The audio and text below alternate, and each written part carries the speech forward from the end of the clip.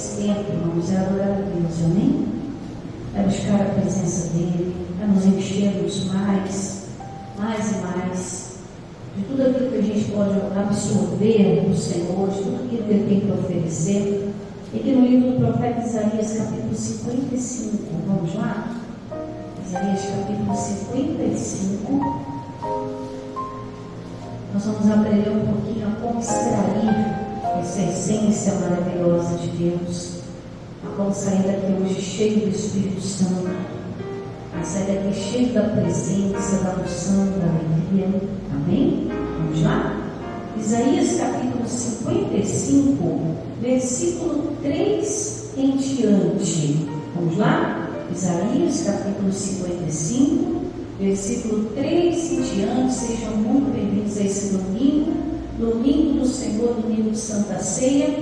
E assim diz a palavra de Deus: inclinai os ouvidos e vinde a mim.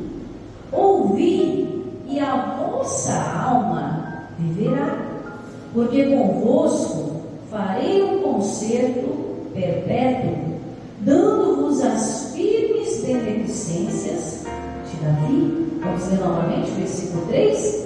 Inclinai os ouvidos e vinde a mim. Inclinar os ouvidos, irmãos, é a primeira chave para você ter uma virada de ano, uma mudança de vida, para você viver algo extraordinário. O primeiro passo aqui é inclinar os ouvidos. Eu digo que ouvir a Deus é mais do que escutar. Tem gente que escuta, mas não dá atenção. Não para meditar, não para ouvir. Aí na hora de seguir a instrução não lembra daquilo que Deus falou. Então aqui o profeta, ele está dando uma direção, porque o povo de Deus foi convidado a viver o tempo de salvação do Senhor.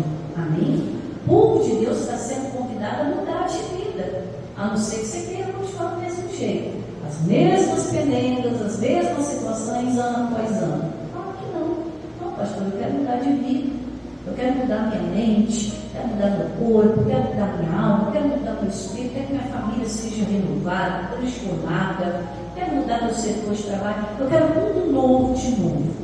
Então, assim que Deus ele tem uma direção, Ele está fazendo um convite. Verso 3: inclinai os ouvidos e vinde a mim. Ouvi, e a vossa alma viverá. Primeiro passo aqui.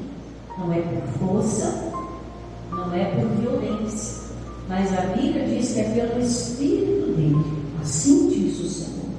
Nós não podemos construir as nossas pontes, as nossas estradas da vida sem um grande arquiteto, sem um grande construtor de todas as coisas. Então ele está dizendo que quando nós ouvimos, a nossa alma começa a viver. Quantas pessoas, né, a gente está no começo do ano, dia 11 ainda, mas quantas pessoas já começaram o ano já sem propósito, já sem sonhos, já sem expectativas? Pessoas que já começaram o ano, estou até vendo, né? Aí começa a ladainha, né? Eu estou até vendo mais um ano que as coisas vão dar errado, mais um ano de sofrimento, mais um ano disso, mais um ano daquilo, porque por dentro ela está morta, a alma não está viva. E quando a alma está viva, ela almeja tudo aquilo que Deus tem, tudo aquilo que Deus quer. Ela faz de tudo para se aconchegar, para se aproximar, para viver mais perto de Deus. Ela quer viver, ela tem sede de viver, mas a maioria das pessoas já perdeu até a vontade de viver. Às vezes nós escutamos, né, em conversas informais, quantas pessoas que não dão mais valor à vida. Viver está bom, se Deus me chamar hoje está tudo bem. Se Deus me der um tempo de vida, amém. Se não me der também, não faz diferença. Se não der isso, se não der aquilo. As pessoas estão por dentro mortas, sem total esperança de vida. Pastor, mas tem como isso mudar? Tem. O próprio Deus está dizendo aqui: inclinai os ouvidos e vinde a mim. Ouvi, a vossa alma viverá. Porque convosco farei um concerto o quê? Perpétuo. O que isso quer dizer? Para sempre. Nunca vai ter fim. Então Deus aqui está se comprometendo a quem dá ouvidos. Deus ele faz um convite que mais além do que aquilo que nós conhecemos. Ele está fazendo um convite para que você possa viver um conserto eterno. E o final do versículo 3 diz o quê? Dando-vos as firmes beneficências de Davi. Ou seja, o Davi, ele ganhou o reinado, ele ganhou a coroa, ele ganhou o palácio, ele ganhou o título de homem segundo o coração de Deus. Com todas as beneficências que Deus fez a Davi, que foram firmes, nenhuma delas se perderam. Todos os momentos, desde os momentos que Davi cuidava das ovelhas do pai, quando Deus o livrou do leão, livrou do urso, assim como Deus livrou Davi do gigante, usando o próprio Davi para derrubar aquele homem que parecia ser invencível. Quando o exército estava enfrentando Davi, em todo momento Deus esteve com ele. E nenhuma das palavras que Deus prometeu para Davi se perderam. Davi, seu lugar é no trono. Talvez Davi podia até pensar, né? Mas como que Deus me promete um trono que está ocupado? Como que Deus me promete um trono eu sendo um simples pastor de ovelha? Como que Deus me promete um trono se eu estou tão longe de vivenciar aquilo? Isso é a certeza que Deus quer de cada um. Que a gente creia, independente do que a gente esteja enxergando no dia atual. O nosso estado agora não define quem seremos no futuro, mas as decisões que nós tomarmos aqui hoje, na presença do Deus Altíssimo, pode mudar toda a característica da nossa vida.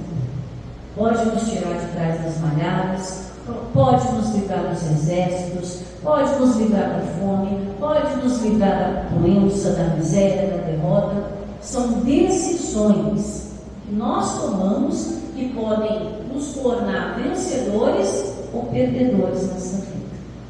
Às vezes a pessoa fala, não, estou assim porque é culpa de fulano. Não. Se nós temos um Deus capaz de nos prometer firme beneficências, nós não temos que achar culpados. Nós temos que achar soluções. Independente do que me fizeram, independente do que me falaram, independente das situações, eu vou me levantar e eu vou viver tudo que Deus tem para mim. Foi o que Davi fez.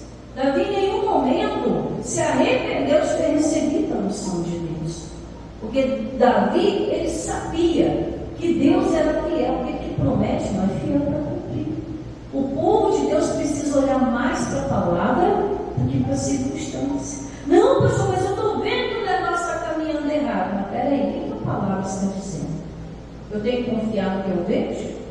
Ou eu tenho que confiar no que eu ouço da parte de Deus, que além de ter me criado, criou tudo que eu vejo? Quem é o dono da situação? É Deus. Então as decisões, irmãos, que nós tomamos aqui na presença de Deus, elas são vitais para garantir o nosso futuro. Se eu aceitar o convite e deixar a palavra de Deus entrar, primeira coisa, a minha alma vai voltar a viver. Eu vou voltar a me alegrar, vou voltar a ter esperança, vou voltar a sonhar, aquela garra, aquela vontade de vencer, vai voltar. Tem muita gente que perdeu até isso. Ela não quer lutar mais, ela está cansada, ela está deprimida. Hoje eu estava ouvindo até um relato de uma pessoa falando, porque fulano deve estar com depressão, porque não liga mais para nada da vida. E a gente perdeu o prazer, irmãos, de viver. Que coisa boa é viver, irmãos, quando a gente vive da maneira certa. A gente tem tanta coisa boa para aproveitar. A gente tem tanto de Deus para experimentar. A gente tem tanto dessa vida para viver. É perder tempo pensando ao contrário. Independente da batalha, independente da luta, independente da circunstância. Versículo 6.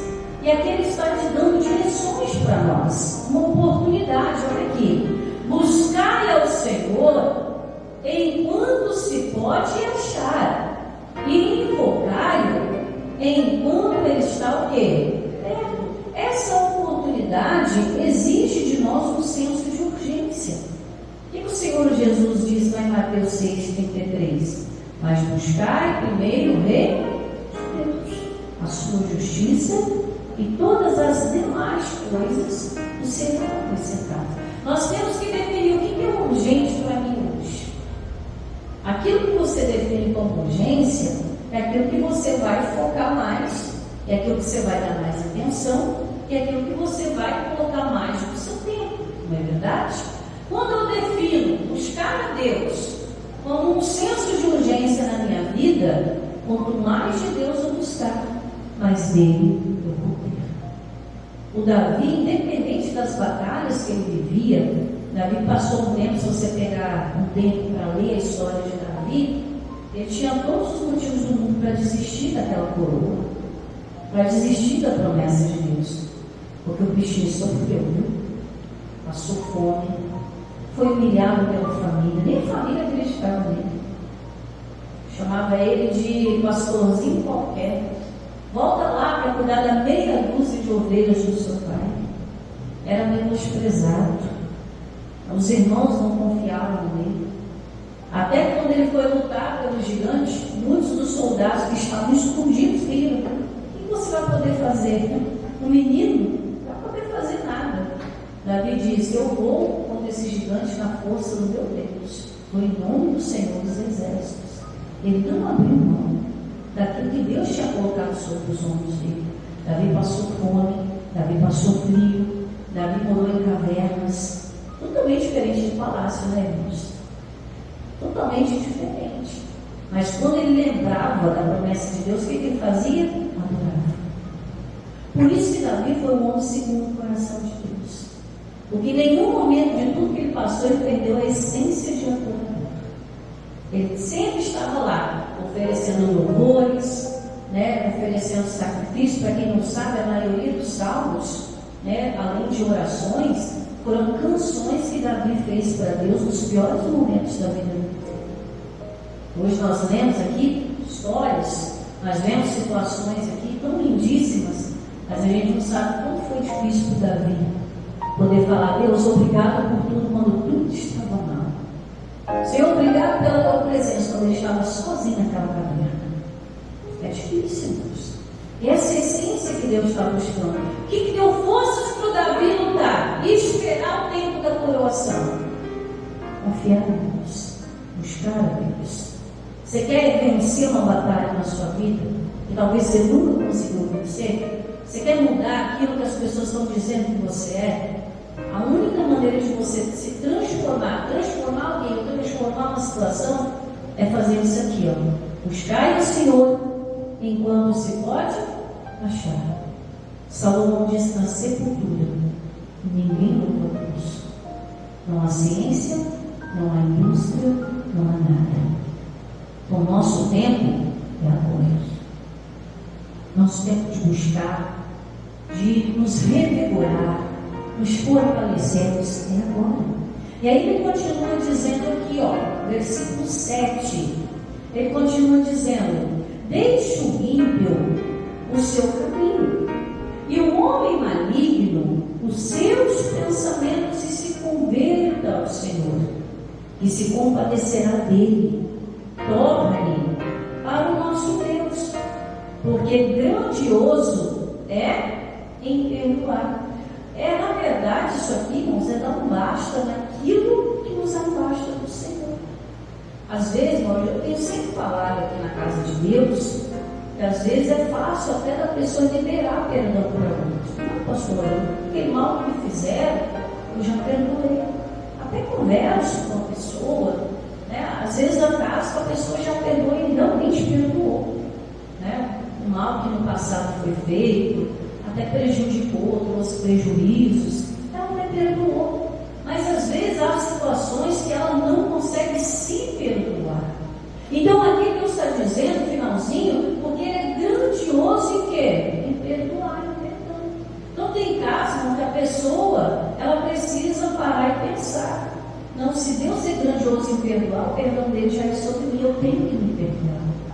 Me perdoar porque eu não tomei a decisão quando eu precisava tomar.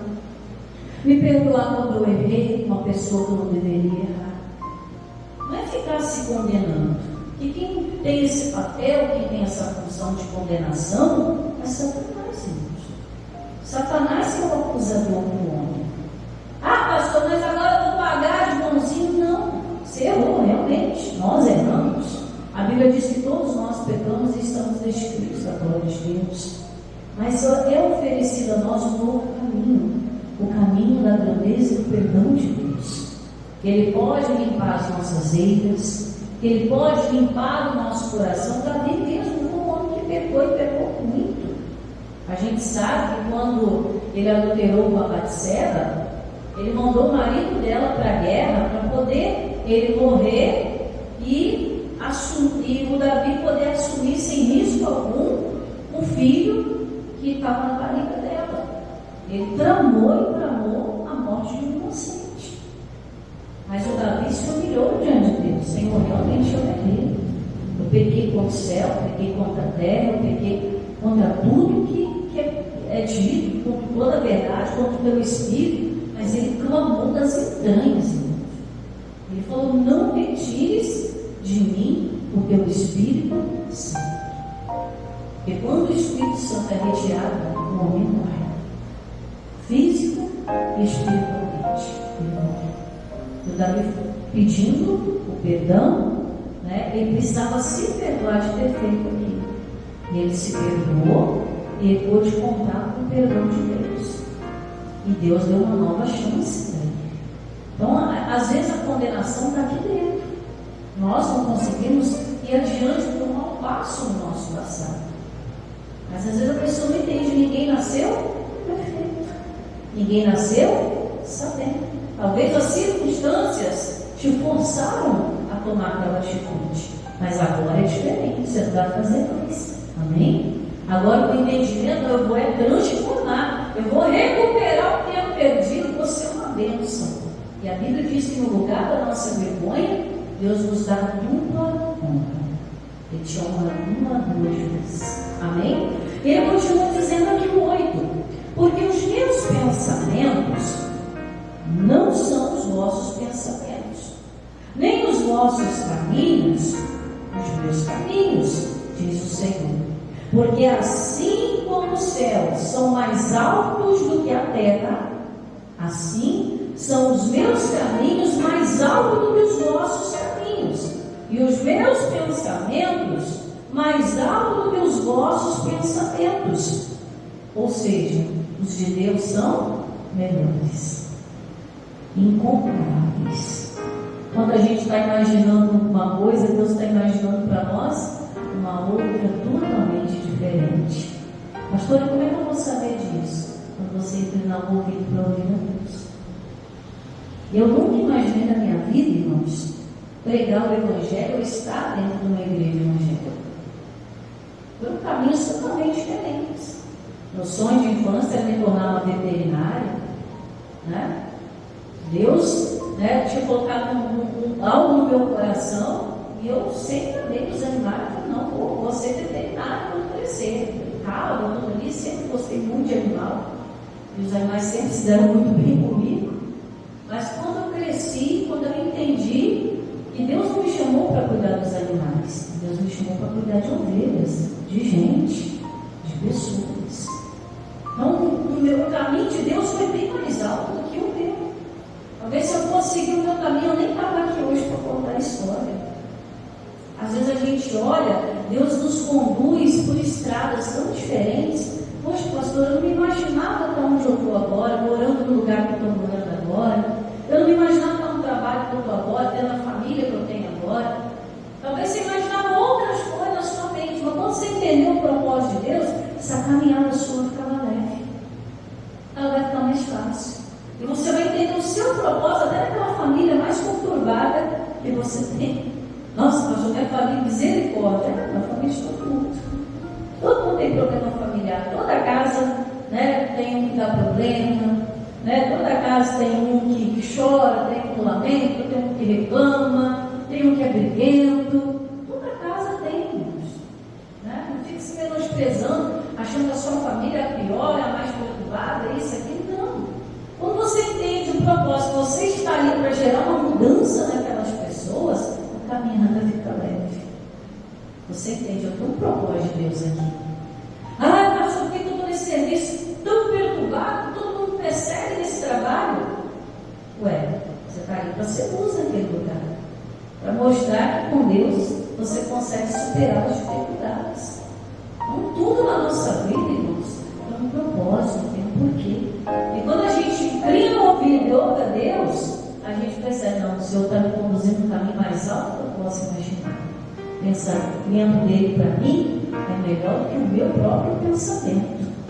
A Bíblia diz em Jeremias 29:11 que os pensamentos de Deus são de paz e não de mal, para nos dar um futuro e uma esperança. Não existe futuro na doença, não existe futuro, no problema, na miséria, na derrota. Não existe futuro nisso. Então o que Deus tem para você é coisa boa. Amém? Diga isso para o seu irmão. Deus tem para você coisa boa. Vamos lá? Versículo 10. Porque assim como descem a chuva e a neve lá dos céus, e para lá não voltam, mas regam a terra e a fazem produzir, brotar, da semente ao semeador e pão ao que come. Olha o versículo 11, olha a promessa de Deus. Assim será a palavra que sair da minha boca. Uma coisa que nós temos que aprender. Tem gente que confia mais no que o homem fala do que Deus fala. Ah, mas fulano disse. Quem é fulano na fila do pão? Sempre se pergunte isso. Quem é fulano para mudar a minha história? Mas Deus pode mudar. Ele é o necessitado, do monturo, do pó e da cinza. Ele transforma vidas. Ele tira a pessoa da escravidão e coloca no governo. Amém? Você precisa entrar no governo da sua própria vida. Parar de esperar muito dos outros. A gente espera muito dos outros e nada de Deus. Acho que ela já recebeu tudo de Deus que tinha para receber. Não, irmão, você não recebeu nem um décimo. Nem um milésimo, né? Que Deus tem para você. Deus tem muito mais, porque são mais altos os pensamentos dos caminhos dele. Muito mais que os nossos. Ele está dizendo que se a chuva não volta, a neve não volta, assim será a palavra que sair da minha boca. Ela não voltará para mim vazia, antes fará o que me apraz e prosperará naquilo para que eu enviei. Prosperidade, o que é prosperidade, pastor? Prosperidade dá certo, irmãos. Tem gente que acha que prosperidade é só finança. Não. Prosperidade dá certo tudo que você põe na mão. Uma oração dá certo, um pensamento dá certo, uma intenção dá certo, um trabalho dá certo. É você colocar a mão e o negócio render. Isso é prosperidade. É tudo na sua vida começar a dar certo. Onde estava dando errado, começa a dar certo. A terra que era seca agora começa a ser tratada. Essa terra começa a ser regada, essa terra começa a produzir. Isso é prosperidade. Amém? Ele está dizendo: antes fará o que me apraz e prosperará naquilo que eu a enviei. Antes, meu irmão, vai dar prazer a Deus te abençoar. O apraz é prazer. E ela vai, a palavra que ele está dizendo, quando você der ouvidos, cabe a você agora, que a fé ela só vem pelo ouvir. E o ouvir da palavra de Deus. Não compete mais a pastora, não compete mais ao missionário, compete a você. Ouvir, dar atenção e falar: Deus, eu quero essa palavra que está vindo do Senhor, não está vindo da pastora, não está vindo do homem, está vindo do Senhor. E aí você começa a entender. E ele diz aqui, 12: porque com alegria saireis, e em paz sereis o quê? Guiados. Se imagine saindo de uma situação, irmãos, uma situação bem difícil que você está vivendo. Não sei se é uma situação de financeiro, se é doença, se é problema de família, problema de casamento. Eu não sei que tipo de situação você está vivendo, mas puxa aí um pouquinho, só um pouquinho, tá? Não é para ficar morando aí nessa memória não. Mas puxa rapidamente um período difícil da sua vida que você está enfrentando. Agora você imagine você saindo desse problema alegre. O problema tem tudo para te arrebentar. A situação tem tudo para te humilhar, para te rasgar, para te quebrar, para te fazer rastejar na miséria, na solidão, na depressão. Agora imagine essa situação que você está vivendo. Você sair dela, você resolver com alegria e com paz. Sem precisar brigar com ninguém. Sem precisar ficar noite sem dormir. A paz é isso, irmão. Essa é deitar e dormir. A paz é isso, sua cabeça está tranquila. A paz é isso, é você confiar no que Deus está te falando. Isso é paz. Não é botar uma camisa branca, fazer passear, bandeira, bomba. Isso não é paz. Isso chama de paz. Mas é só por um momento, depois paz. A paz verdadeira, ela fica. A paz que excede todo entendimento humano, ela fica. E as pessoas não entendem como você está todo arrebentado e está tranquilo. Você é uma mosca morta. Não é que você é mosca morta, é que você tem paz. Está todo perseguindo. Por que você está quieto? Porque você está em paz, né? Você sabe quem você é, quem é o Deus que você serve. Você vai brigar para quê? Você vai ficar triste para quê? E em alegria você vai sair, e em paz você vai guiar, né? Isso que diz o versículo 12: porque com alegria saireis, e em paz sereis o quê? Guiados, conduzidos. Deus vai guiar você, igreja.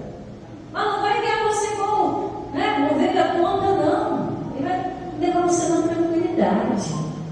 Você vai olhar cada pedaço do caminho, você vai ter motivo de sobra para se alegrar e agradecer a Deus. Deus está te tirando dessa masmorra, dessas correntes. Deus está tirando você desse passado pesado. Porque com alegria saireis, em paz sereis guiados. Os montes e os outeiros exclamarão de prazer perante a vossa face, e todas as árvores do campo baterão palmas. 13. E no lugar do espinheiro crescerá a faia, e em lugar da sarça crescerá a murta. Isso será para o Senhor por nome, por sinal eterno, que nunca se apagará. É a palavra de Deus que faz o trabalho, igreja. No lugar do espinheiro, pastor, meu casamento é um espinheiro, vai nascer coisa boa aqui. Amém? Pastor, minha família está no deserto, uma sequidão. Para com essas conversas de falar que está ruim, está errado. Começa a profetizar, mas isso aqui vai dar coisa boa. Nossa, esse pé de árvore aqui não dá nada. Já viu aquele pé de fruta que não dá nada?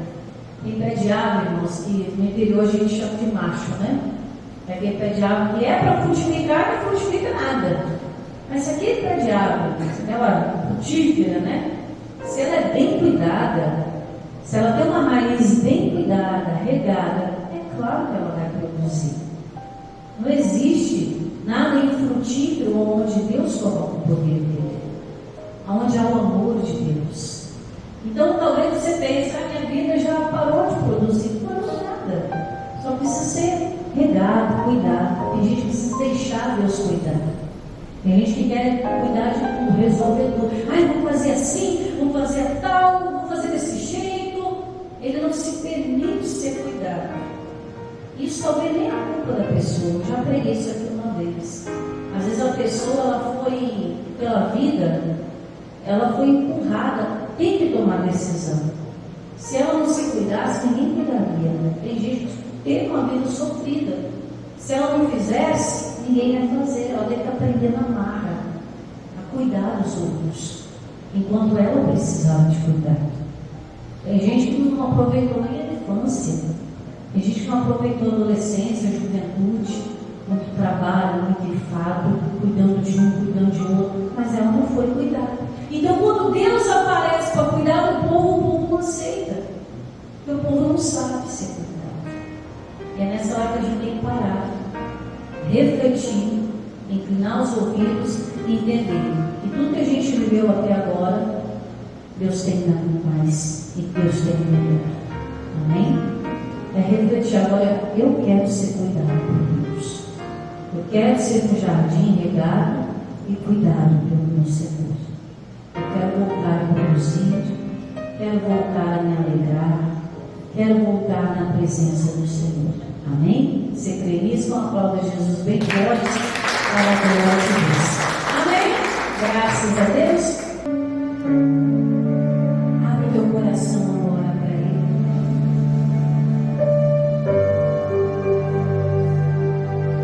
Abre teu coração de tudo que você ouviu aqui hoje.